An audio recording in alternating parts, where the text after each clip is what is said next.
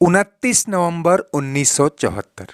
ये फिल्म जब पर्दे पर आई तो किसी ने सोचा भी नहीं था कि वो सीन दर सीन एक दो नहीं बल्कि उस दौर के कई सितारों की अदाकारी देख पाएंगे।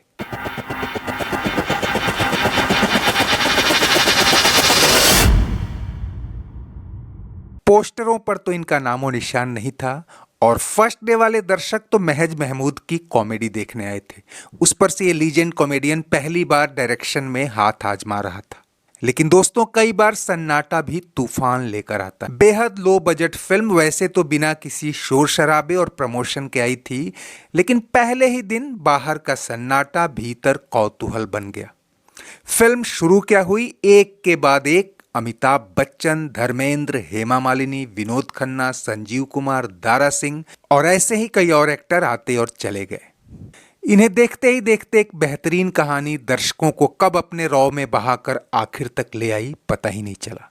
लेकिन सबसे खास ये कि लोग तो आए थे इस उम्मीद में कि महमूद अपनी फिल्म में उन्हें जी भर हंसाएंगे, लेकिन इस एक्टर ने पहली बार लोगों को हंसाया कम, रुलाया ज्यादा। जिस फिल्म को बॉक्स ऑफिस पर किसी के भी मुकाबले में नहीं आंका जा रहा था, वो न सिर्फ बड़े बैनर की कई ब्लॉकबस्टर और कामयाब फिल्मों की फहरिस्त में आ खड़ी हुई, बल्कि कॉस्ट टू कलेक्शन रेशियो के आधार पर देखें तो उस दौर की सबसे कमाऊ फिल्मों में शामिल हो गई।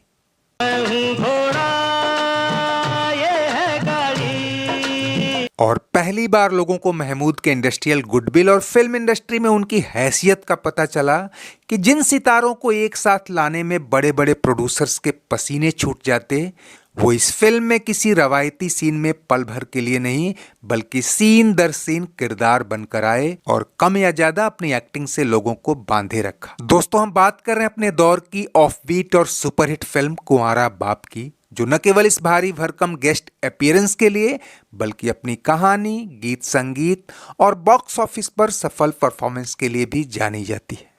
वैसे तो ये 1966 में आई तमिल फिल्म पित्रालथन पिलैया की हिंदी रीमेक थी, लेकिन ओरिजिनली दोनों ही फिल्में साल 1921 में आई चार्ली चैपलिन की cult classic film the kid से इंस्पायर्ड थी, जिसमें एक बैचलर आदमी को एक लावारिस बच्चा मिलता है और तमाम मुश्किलों व विडंबनाओं के बीच वो उसे पालता है। प्रोडक्शन में पहले ही हाथ आजमा चुके महमूद पहली बार कोई फिल्म डायरेक्ट कर रहे थे और लीड एक्टिंग की जिम्मेदारी भी उन्हीं पर थी।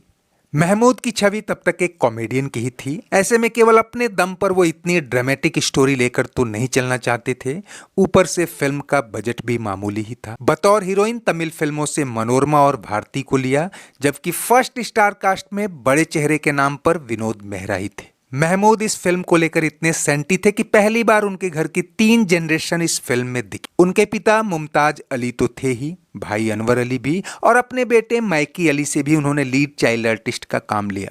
लेकिन जो चीज इस फिल्म की यूएसपी बनने वाली थी वो थी इसकी हिडन स्टार कास्ट। कहते हैं महमूद ने जितने भी सितारों से गुजारिश की, किसी ने भी इनकार नहीं किया और कुछ ने तो उम्मीद से ज्यादा ही टाइम स्लॉट दिया। कहानी कुछ यूं कि रिक्शा चलाने वाले महेश को एक बच्चा मंदिर की सीढ़ियों पर पड़ा मिलता है, जो असल में विनोद मेहरा और राधा यानी भारती का बच्चा है। विनोद भारती और उसके बच्चे को अपनाने से कतराता है, तो पहले तो भावावेश और मजबूरी में बच्चे को त्याग देती है, लेकिन बाद में दोनों पछताते। इधर महेश मंदिर की सीढ़ियों पर पड़े इस बच्चे को लेकर इधर उधर भटकता है और इससे पल्ला झाड़ने की भी कोशिश करता है। वो शादीशुदा नहीं है, ऊपर से गरीब भी, फिर भी वो इसे खुद ही पालने का फैसला करता है। अब यहां से कहानी में स्टारडम की एंट्री शुरू होती है। शुरुआत अमिताभ बच्चन से होती है, जो तब तक जंजीर फिल्म से स्टार तो बन ही चुके थे, रोटी कपड़ा और मकान भी धूम मचा रही थी। ऐसे में फिल्म के 15वें मिनट में उनकी एंट्री एक सरप्राइज सीक्वेंस लेकर आती है। क्या चेन पे स्लिप करता क्या? वो ढीली हो गई है। चल टाइट कर देता हूँ, तू 15 मिनट बाद आ। मैं भगवान को मस्का नहीं कहने कहूँगी, बड़ा मारा मारी आजकल यार। मेरे पास एक है, 16-17 साल में तैयार हो जाएगा। इधर है ये। इसके तुरंत बाद उस दौर की सबसे ब्राइट जोड़ी के रूप में धर्मेंद्र और हेमा मालिनी आते हैं। उनकी भूमिका तो बस रिक्शे की तलाश करती सवारी की थी। ऐसे में उनकी मुलाकात बच्चे को लेकर परेशान महेश से हो जाती है। हमारा बच्चा है, लो ना भाई। क्या गले पड़ा है क्या साहब? सुबह सुबह तुम्हारा बच्चा मेरा बच्चा बोल रही? अबे अभी तो वॉक टॉक शुरू हुआ, अभी से बच्चा भी हो गया? किसका बच्चा है? तुम्हारा बच्चा है। किसका?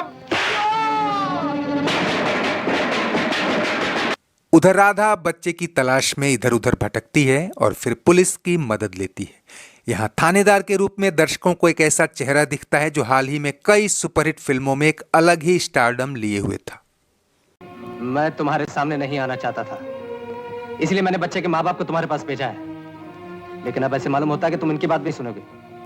इधर महेश बच्चे की परवरिश तो शुरू करता है, लेकिन दुर्भाग्य से बच्चे को पोलियो हो जाता है। और सच पूछें तो ये बीमारी उस दौर में किसी महामारी से कम नहीं थी, और यही इस फिल्म का सेंट्रल थीम भी था।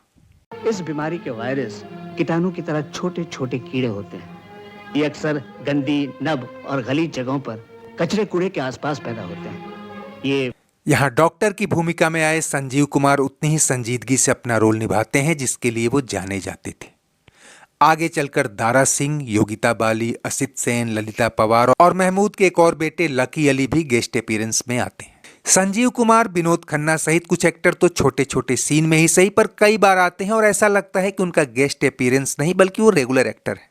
खैर, कई इमोशनल और ड्रामेटिक पंच के बाद ये फिल्म दमदार सोशल मैसेजिंग के साथ लोगों को गमगीन करके खत्म होती है। फिल्म का म्यूजिक ट्रैक, खासकर ये गाना तो इतना हिट होता है कि आज 50-52 साल बाद इसके कितने वर्जन आ चुके हैं कह नहीं सकते। सज रही गली मेरी माँ सुनहरी गोठे में। किशोर कुमार, मोहम्मद रफी, लता मंगेशकर और खुद महमूद ने भी एक गाना गाया था। महमूद ने पहली बार साउंड ट्रैक के लिए जिस नए संगीतकार पर भरोसा जताया था, वो अपनी इस डेब्यू फिल्म के साथ ऐसा चमका कि साल भर के भीतर ही उसे 20 फिल्में मिल गईं। और आगे चलकर वो संगीत का बड़ा नाम राजेश रोशन बन गया। घर तक पहुंचा देने वाली। वैसे तो फिल्म में महमूद ने अपनी निजी जिंदगी के दुख, खासकर मैकी अली की बीमारी को भी समेटा था और साथ ही अनाथ बच्चों और गरीब पिता के हालात को भी बड़े ही रियलिस्टिक ढंग से पेश किया था। शायद ये तब तक की उनकी पहली फिल्म थी जिसमें वो हंसाने की बजाय रुला गए थे। लेकिन जो चीज उनके लिए हैप्पीएस्ट सरप्राइज बनकर आई वो ये कि इस फिल्म को दर्शकों ने इतना पसंद किया कि ये देश के ज्यादातर सिनेमा घरों में हफ्तों चलती रही और जल्द ही सुपरहिट घोषित हो गई। इस फिल्म को तब और पब्लिसिटी मिली जब 1-2 साल के भीतर ही इसमें दिखे सभी सितारे अपनी कई ब्लॉकबस्टर फिल्मों के साथ बॉलीवुड का चमकदार चेहरा बन गए और तब तो ये फिल्म उनके लिए भी खूब देखी जाने लगी। पता है क्यों? क्यों साहब? क्योंकि तेरी शक्ल है ना मेरे एक यार महमूद से मिलती है, इसलिए। हाँ, बड़ी मेहरबानी साहब। ये बच्चा मेरा है। क्या सबूत है तुम्हारे पास कि ये बच्चा तुम्हारा है? उनका नाजायज फायदा उठाते हैं, उनसे भीख मंगवाते हैं, उनका तमाशा बना देते हैं। खैर, अगर आप में से किसी ने कुंवारा बाप उस दौर में या थोड़ा बहुत बाद में भी देखी हो तो जरूर बताएं कि इतने सारे सितारों को देखने का अनुभव कैसा था। इस कल्ट क्लासिक फिल्म की यादों के साथ आज बस इतना ही। चलते चलते वीडियो लाइक और शेयर तो करें ही, अगर चैनल सब्सक्राइब नहीं किया है तो प्लीज वो भी करते चलें। कमेंट बॉक्स में आपकी हर राय का स्वागत है। शुक्रिया, नमस्ते, आभार। सज रही गली मेरी अम्मा सुनहरी गोठे में।